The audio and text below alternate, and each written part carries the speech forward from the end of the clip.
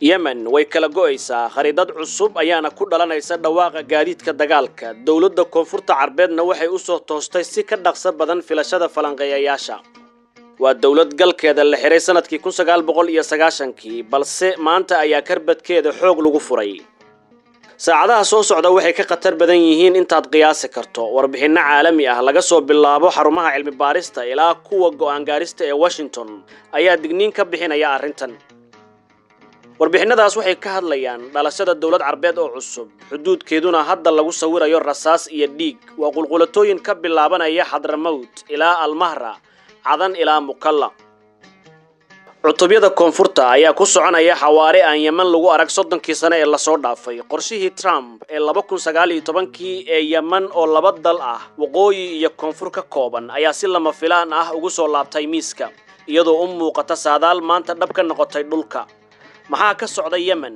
yihiin jilayaasha masraxiyadan muxuu yahay mustaqbalka midnimo ee wadankan jamhuuriyadda Carbeed goorma kala qaybsigu bilowday halkee ayay Yemen u jihaysan tahay 2026 maxay khubaradu u sheegayaan in dawladda koonfurta Carabta aysan mar dambe ahayn mashruuc balse ay noqotay xaqiiqo jirta waxaan idin soo bandhigaynaa muuqaalka Yemen ee soo socda ka hor inta aan si rasmi ah loo shaacin tabinteennan Tafaftir Media ayaa si gundheer u eegaysa waaqica wadankaas ee soo dhawaada aan sheekada ku bilaabano boor si lama filaan ah uga soo muuqday fagaaraha magaalada Cadan waxa ku qoran ku dhawaaqista dawladda koonfurta Carbeed si loo ilaaliyo carabnimada waa dhambaal aan la yareysan karin mana aha calaamad mudaharaad oo kaliya waa bayaan ujeeda abbaar ah ama si ka sii saxan waa ku dhawaaqid marxalad cusub isla waqtigaas iskuulla ku yaala magaalada Mukalla ayay ardaydu ku heeseen heesta qaranka koonfurta daabuurka subaxnimo ma garanaysaa micnaha ay leedahay in ictiraaf raadintu ka guurto shaarica una gudubto iskuullada tani ma aha dhaqaaq ku meel gaar ah waa dhismaha wacyi dawladnimo markii ugu horeysay 30 sano kadib koonfurtu waxay u dhaqaaqday hal unug oo midaysan Cadan Lahaj Daalac Abyan Sokotra Hadramaut iyo Al-Mahra waa gobol dhammaantood hoos yimaada hal maamul oo ku dagaalamaya hal ciidan kuna dhaqaaqaya hal aragti sidee ayuu damaca koonfurtu ku gaaray daqiiqadan sidee khariidadan dhan isugu bedeshay maalmo kooban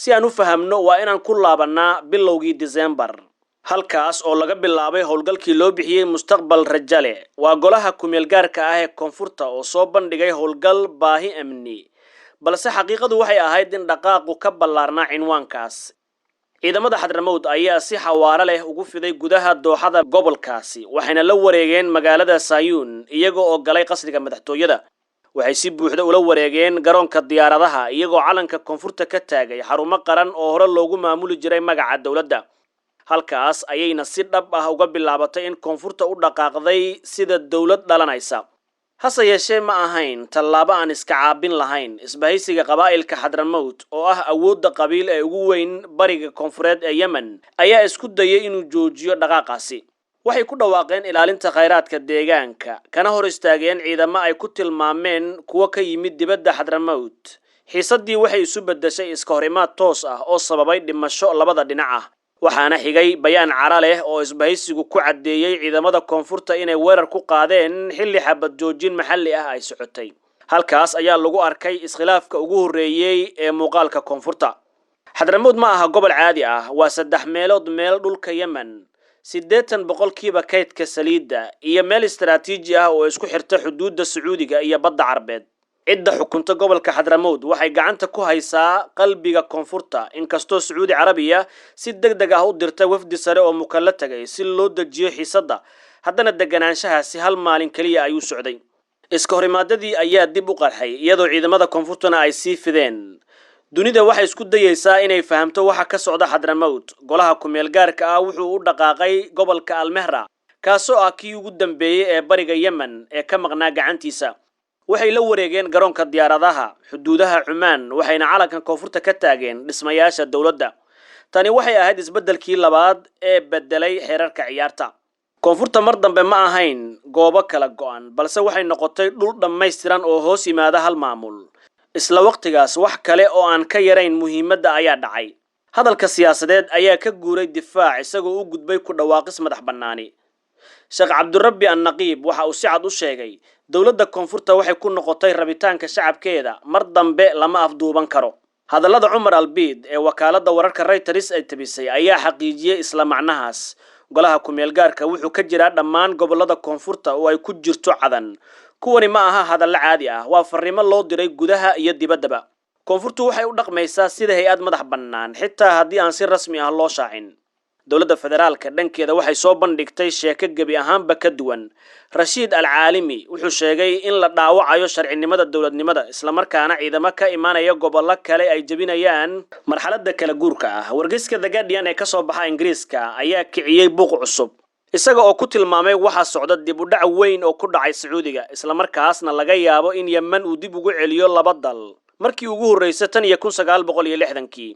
wuxuu sheegay in Riyaad lagu qasbay inay ciidamadeeda kala baxdo qasriga madaxtooyada iyo garoonka Cadan halka golaha kumeel gaarka ah uu noqday awoodda si buuxda u maamusha koonfurta. sawirkan hortiisa su'aashu waa mid macquul ah.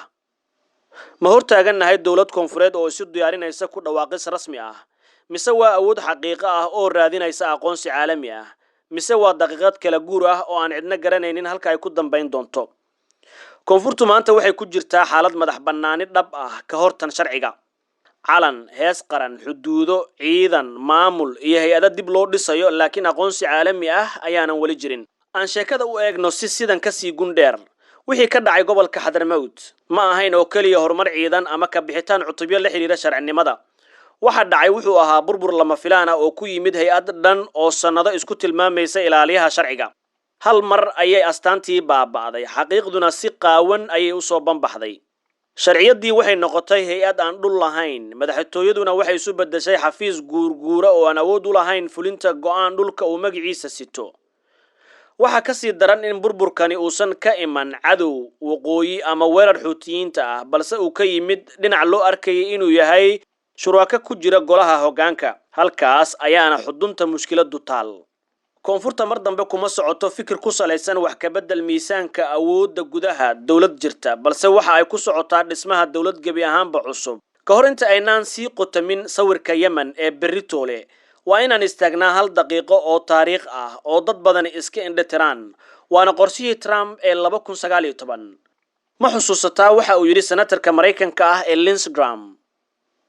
wuxuu sheegay in Washington ay haysato khariidad diyaarsan oo nabadda Yemen ku dhisan tahay hal fikrad oo naxdin leh. taasina waa in Yemen dib loogu celiyo laba dal, waqooyi iyo koonfur. dad badan ayaa markaas u arkay hal doorasho ama warbixin oo aan miisaan lahayn. laakiin maanta waxay u muuqataa in oraahdaasi ka soo baxday galal xiran oo ay noqotay xaqiiqo dhulka ugu qormaysa sadar. Trump kama hadlin gooni goosad shucuur ku dhisan, balse wuxuu ka hadlayay aragti waxa loogu yeero amniga qaran ee Mareykanka, ilaalinta khaliijka, joojinta saameynta Iran, sugidda ammaanka Baabalmandab iyo ka hortagga fiditaanka kooxaha hubeysan. ayay ahayd aragtidaasina waxay ku soo ururtay hal xisaab oo fudud. taasina waa koonfur oo awood loo yeelo, waqooyiga oo goonigiisu istaaga, Yemenna ay noqoto laba dawladood. markaas cidna si dhab ah uguma qaadan.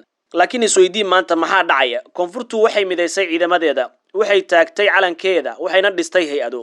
waqooyiguna wuxuu xoojiyay maamulkiisa, wadaxaajoodadiisa iyo ciidankiisa. dawladdii dhexda joogtayna way sii dabcaysay maalinba maalinta ka dambaysa.